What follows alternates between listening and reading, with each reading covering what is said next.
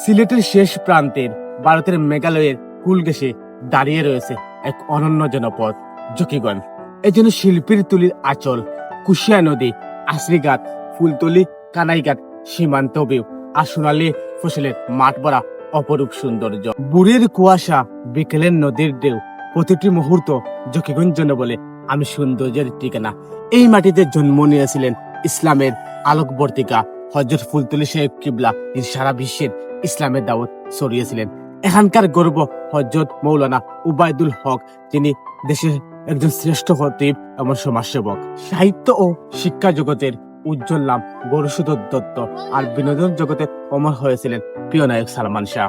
জকিগঞ্জের সন্তান মানে প্রতিভা, প্রজ্ঞ আর আলোর দিশা। জকিগঞ্জ শুধু মানচিত্রের একটি উপজেলা নয়, এটি আমাদের ইতিহাস, সংস্কৃতি, ভালোবাসার প্রতীক। এখানে নদীও কথা বলে, বাতাসে বাসে আজানের সুর। জকিগঞ্জ আমাদের গর্ব, ভালোবাসি জকিগঞ্জকে।